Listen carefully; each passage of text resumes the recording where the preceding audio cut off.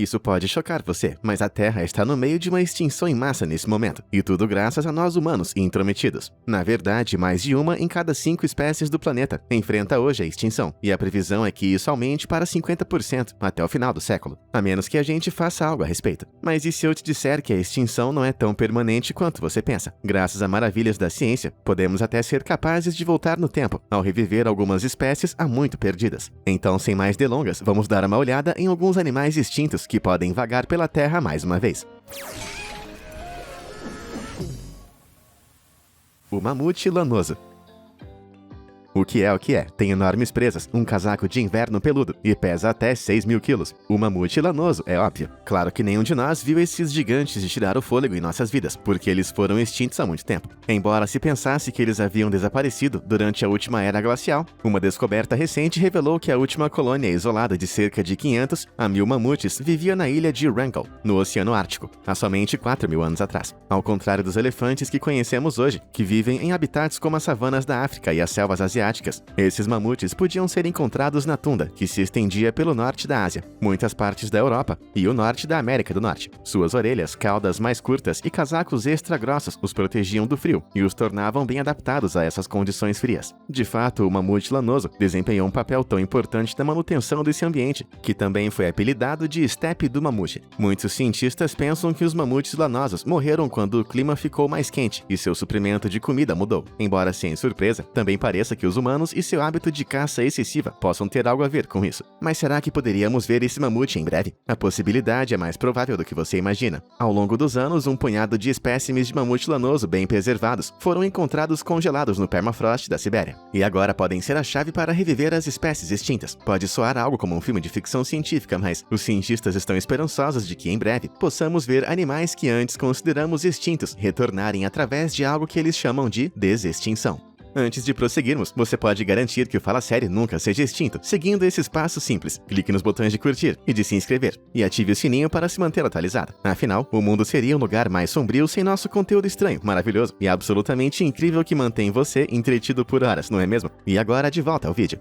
As chances de ressuscitar espécies por meio da desextinção se tornou cada vez mais provável graças aos avanços nas áreas de reprodução seletiva, genética e tecnologias de clonagem reprodutiva. Na última parte do século XX, surgiram ferramentas que permitiram aos cientistas isolar e analisar o DNA dos ossos, cabelos e outros tecidos de animais mortos, tipo mamutes congelados. Na vanguarda desses avanços está uma ferramenta útil para modificação genética, conhecida como CRISPR-Cas9, que pode ser usada para isolar características específicas do DNA de mamute, que podem ser integradas ao DNA de outro animal, tipo uma ferramenta de superciência, cortar e colar. Isso pode ser bem útil para trazer de volta o mamute lanoso, pois o seu parente mais próximo ainda está vivo, o elefante asiático. Uma vez que os genes relevantes tenham sido trocados da espécie extinta para a viva, o genoma híbrido seria implantado em um substituto, ou poderia até ser cultivado ex vitro, fora da mãe, usando um útero artificial. Essa abordagem não produz cópias geneticamente idênticas de animais extintos, mas sim versões modernas de um animal projetado para aparecer e se comportar como seu parente extinto. Assim, o resultado final seria uma espécie de mamofante, bem adaptada às condições do extremo norte, com orelhas mais curtas e uma pelagem grossa e peluda, em vez de um mamute genuíno. Mas por que deveríamos trazer o mamute lanoso de volta em primeiro lugar? Bom, na verdade, poderia ter alguns grandes benefícios ambientais. De acordo com George Church, o pesquisador que lidera a equipe de revivificação do mamute lanoso de Harvard, trazer de volta os gigantes poderia ajudar a converter a tundra do Ártico de volta às pastagens que existiam durante a última era glacial. Veja bem, mamutes e outros grandes herbívoros que percorriam os antigos ecossistemas do Ártico ajudavam a manter as pastagens, derrubando árvores e espalhando sementes de grama em seu esterco. Mas quando esses animais desapareceram, o ecossistema fez a transição para a tundra musgosa e a taiga que vemos hoje, com o permafrost que está começando a derreter, liberando gradualmente dióxido de carbono prejudicial na atmosfera. O geofísico russo Sergei Zimov já realizou uma extensa pesquisa, provando que podemos converter de novo a tundra em pastagens com a reintrodução de animais de pasto. Com um rebanho de mamutes participando de algo assim, os resultados podem ser realmente incríveis. Mas quão perto estamos de trazer o mamute lanoso de volta? Em 2017, Church disse que poderíamos ver mamutes vivos em alguns anos, enquanto Tom Ellis, que lidera pesquisas em biologia sintética e engenharia genômica no Imperial College London, acha que vai levar pelo menos 10 anos. Mas as coisas estão avançando a cada ano. Em 2019, cientistas de ponta no Japão fizeram um grande avanço quando células recuperadas de um mamute preservado de 28 mil anos mostraram sinais de vida. Então, nesse momento, não é mais uma questão de se vamos ver esses gigantes andando entre nós de novo, e sim quando. Lobo da Tasmânia.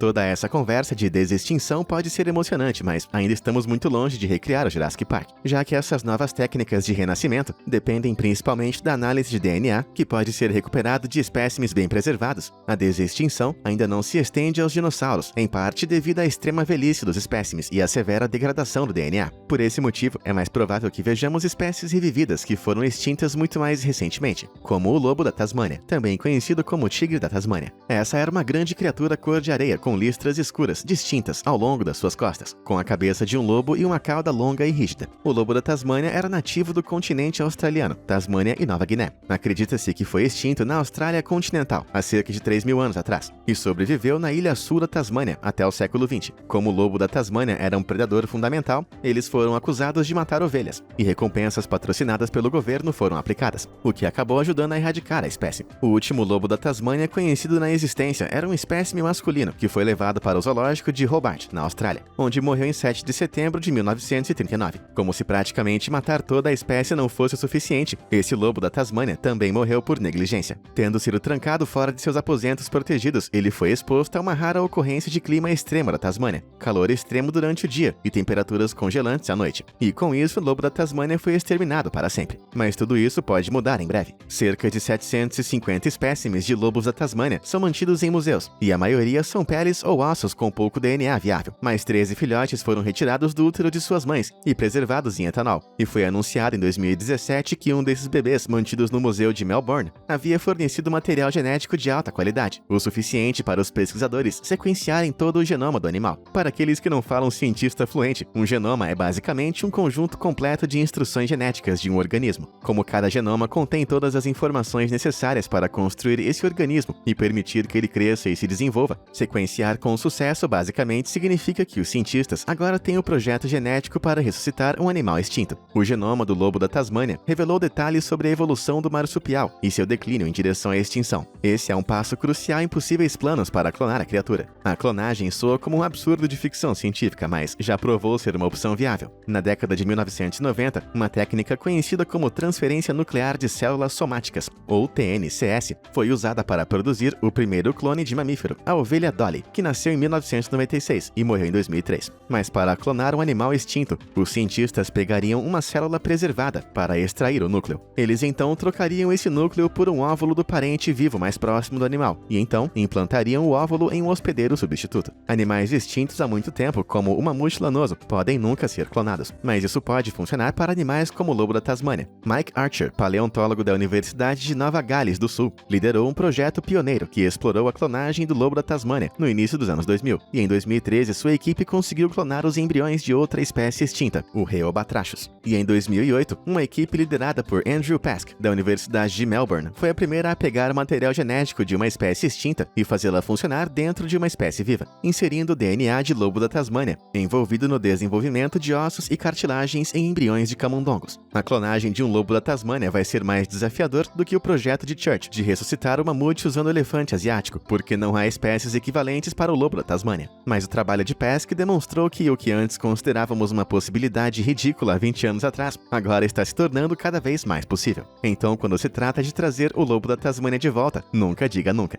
E você, o que achou de toda essa coisa de desextinção? É uma ideia genial ou um campo minado? Estou realmente curioso para saber o que você pensa. Então conta pra gente aí nos comentários abaixo e vamos começar um debate saudável. Agora, onde estávamos? O Dodô.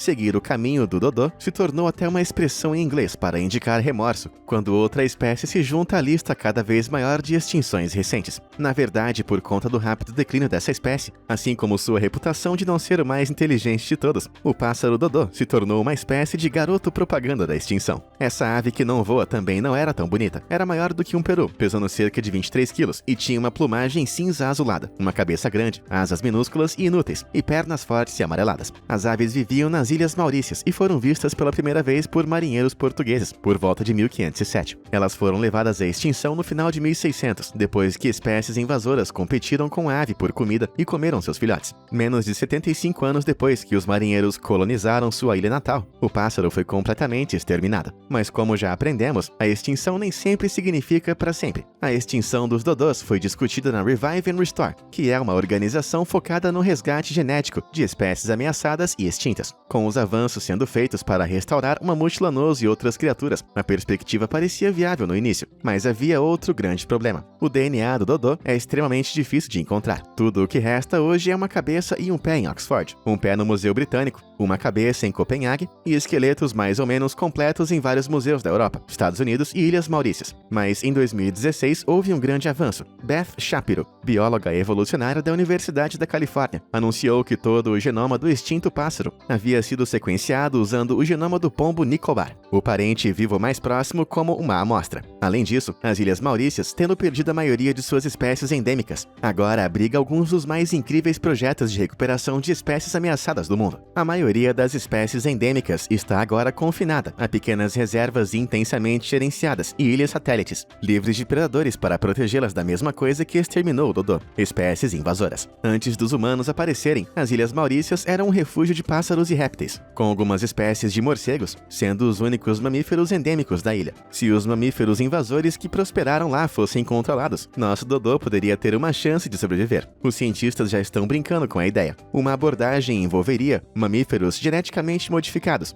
para que eles se reproduzam usando um gene de trajetória sexual. Claro que tudo isso é especulação por enquanto, mas com certeza parece que nosso dodô ainda pode ser iminente. O moa. De um pássaro que não voa para outro, permita-me apresentar o moa, um grupo de pelo menos 9 espécies de pássaros enormes, alguns medindo até 3,7 metros de altura e pesando colossais 231 quilos. Essas criaturas enormes foram extintas no final de 1600, após a chegada e proliferação do povo maori da Nova Zelândia, que via os moa como alvos fáceis de caça com muita carne. Ao mesmo tempo, a perda de habitat e os impactos associados a outras espécies introduzidas ajudaram ainda mais a selar o seu destino. Mas tendo desaparecido há mais de 700 anos, parece que ainda pode haver esperança para esses grandes pássaros. Isso porque cientistas da Universidade de Harvard conseguiram montar o primeiro genoma quase completo de uma espécie extinta de moa, o pequeno moa do arbusto. Porém, não se deixe enganar pelo nome. O pequeno moa do arbusto dificilmente era pequeno. Tinha mais de 1,30 m de altura e pesava aproximadamente 30 quilos. Isso é mais pesado que um husky. O DNA foi reconstruído a partir do osso do dedo do pé, de um único espécime de museu em 2018, e pode ser um novo capítulo na ressurreição desses pássaros antigos. A equipe liderada por Alison Cloutier, de Harvard, utilizou técnicas de sequenciamento de alto rendimento, o que lhes permitiu sequenciar centenas de milhares de fitas de DNA de uma só vez. Em outro estudo, eles usaram o genoma do moa do pequeno arbusto, juntamente com outros dados de DNA, para determinar que os moa estão mais intimamente relacionados aos kiwis, emas e casuares. O fato de todos esses 3 pássaros ainda estarem vivos abre um mundo de possibilidades. A ressurreição do moa iria exigir um pouco mais de ajustes genéticos no DNA extraído do espécime do museu e o ovo de uma espécie viva na qual o genoma pudesse ser implantado. Felizmente, os ovos de 15 centímetros de comprimento e meio quilo que as emas colocam pode ser o X da questão. Mas esse passo provou ser mais difícil em pássaros do que mamíferos. Um genoma reconstruído pode ser introduzido em um ovo de mamífero com a técnica de clonagem que criou a ovelha Dolly. Mas isso não funciona em pássaros, ainda. Uma esperança é obter uma solução que recentemente deu certo em galinhas, que envolve colocar o genoma em células embrionárias, que se tornam óvulos ou espermatozoides, para ter sucesso em aves selvagens. Então, o moa pode ter partido para outra por enquanto, mas é seguro dizer que é só por enquanto. Unicórnio siberiano. E se eu te dissesse que uma vez os unicórnios andaram entre nós? Não, não estou falando das graciosas criaturas dos livros infantis, e sim de uma fera totalmente diferente, o unicórnio siberiano. Além do enorme chifre em seu nariz, essa criatura que percorria as terras vidradas da Eurásia compartilha muito poucas semelhanças com sua contraparte fictícia. Em vez disso, o unicórnio siberiano pesava 4.000 quilos e parecia mais um rinoceronte gigante e peludo. Ao longo dos anos, alguns ossos fragmentados de unicórnio siberiano foram recuperados, e esses têm sido difíceis de analisar. Por exemplo, o crânio crânio encontrado no Cazaquistão, em 2016, foi datado por radiocarbono até 29 mil anos atrás. Mas como havia tão pouco colágeno, o resultado foi considerado não confiável. Mas em 2018, tudo isso mudou quando o DNA do misterioso gigante foi analisado com sucesso pela primeira vez. Embora originalmente se pensasse que o animal enorme havia se tornado extinto entre 200 mil e 100 mil anos atrás, a datação por radiocarbono de um total de 23 espécimes de ossos por uma equipe internacional de cientistas descobriu que o gigante da Era do Gelo de fato sobreviveu na Europa Oriental e na Ásia Central até impressionantes 36 mil anos atrás. Isso significa que ele dividia a Terra com os primeiros humanos modernos. Porém, por incrível que pareça, os humanos não tiveram nada a ver com sua extinção. Em vez disso, novas evidências mostram que o animal robusto pode ter morrido porque era um comedor muito exigente. O unicórnio siberiano era como um cortador de grama pré-histórico glorificado, se arrastando ao longo de pastagens duras e secas. Mas durante um período de mudanças climáticas significativas, quando outros comedores de grama mudaram suas dietas para ervas, arbustos e qualquer outra vegetação que pudessem encontrar, o unicórnio siberiano não se adaptou. Em vez disso, ele continuou pastando no que restava de grama, mesmo quando a invasão do permafrost o matou. A análise de DNA também revelou que o unicórnio siberiano não estava intimamente relacionado aos rinocerontes modernos, ao contrário da crença popular, mas era uma linhagem única que se separou da linha que levou os rinocerontes modernos há mais de 40 milhões de anos. Os cientistas agora esperam que saber mais sobre a extinção desses animais possa ajudar a salvar os rinocerontes restantes no planeta. Hoje só existem apenas 5 espécies de rinocerontes vivas, e eles são notoriamente exigentes quanto ao seu habitat. O que já aprendemos sobre a extinção do unicórnio siberiano provou que você não precisa de grandes mudanças climáticas para ter respostas de vegetação que podem acabar com uma espécie inteira. E isso foi antes mesmo dos humanos restringirem a área dos animais. Agora as pessoas estão olhando para grandes pastagens como as planícies da África com uma perspectiva preocupante. E uma melhor compreensão do unicórnio siberiano pode ser a chave para evitar que a história se repita. Tal como está, espécimes completos de unicórnio siberiano nunca foram recuperados. Nós nem sabemos o quão grande era seu chifre, porque nenhum foi encontrado. No entanto, parte do crânio onde o chifre teria crescido foi recuperada, e inspirou estimativas de que pode ter até 1 metro de comprimento. Para aprendermos mais sobre essas criaturas magníficas, precisamos de mais DNA que pode ser recuperado. Se um espécime perfeitamente preservado, como um mamute lanoso, fosse encontrado congelado no gelo, por exemplo, os cientistas poderiam sequenciar com sucesso o genoma completo, o que ofereceria os primeiros passos para sua ressurreição. Portanto, embora que a gente não deva ver essas criaturas tão cedo quanto alguns dos outros da lista, certamente temos razões para investigar. Pombo passageiro.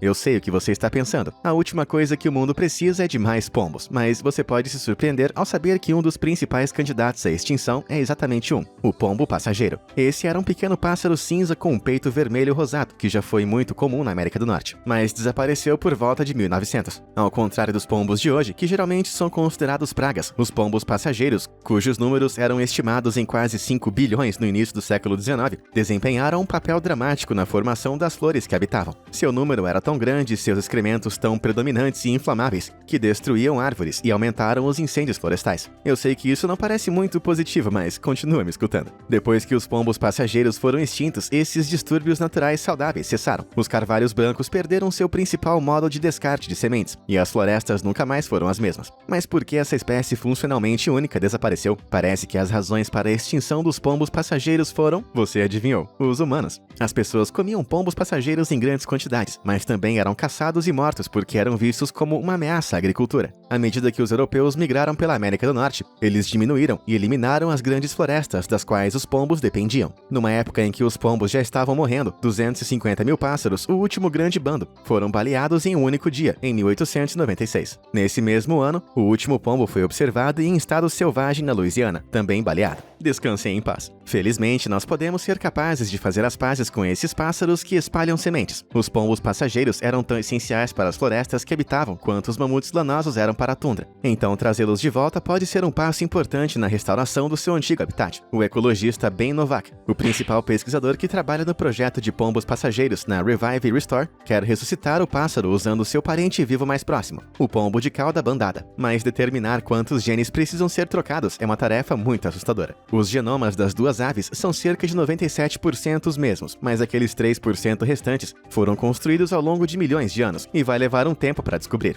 Mesmo assim, é uma questão de fazer com que a célula híbrida cresça em um substituto, esperando que todos os genes trabalhem harmoniosamente juntos, levando o pássaro a termo e esperando que ele haja como a espécie extinta, mesmo que tenha sido criado por um parente moderno. Ainda assim, Novak está esperançoso. Se sua equipe garantir financiamento suficiente, ele diz: não há razão para que não possamos ter a primeira geração de pombos passageiros entre algo como 2022 a 2025. Então fique de olho nos céus. Tigre Dente de Sabre.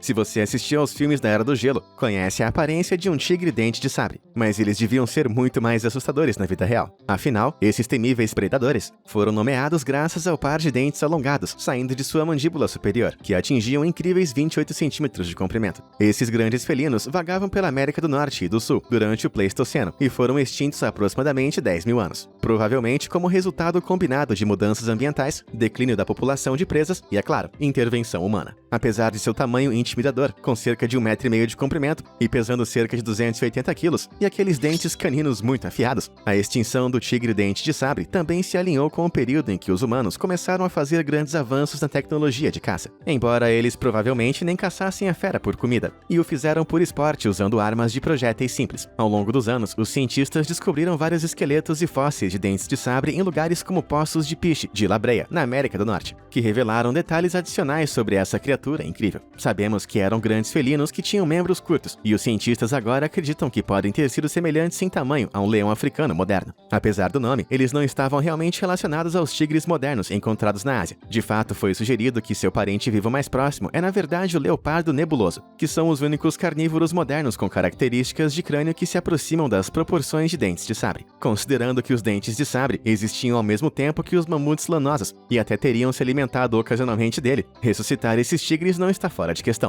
Se espécimes mais completos e bem preservados forem encontrados congelados no permafrost siberiano, isso pode permitir aos cientistas extrair DNA e sequenciar com sucesso o genoma necessário para reviver a espécie. Claro que o próximo passo seria determinar qual parente vivo poderia atuar como um substituto bem-sucedido para o genoma híbrido. Mas há uma grande questão: há algum benefício em trazer de volta esses tigres da Era do Gelo? Tal como está, a desextinção tem mais a ver com a ecologia do que com o turismo. Seria moralmente errado reviver uma espécie que será um animal de zoológico para sempre, ou um novo caçador mais perigoso que poderia ameaçar as espécies existentes. Se o mundo está pronto para ver o tigre dente de sabre de novo, ainda não sabemos, mas como aprendemos, a extinção nem sempre é o fim.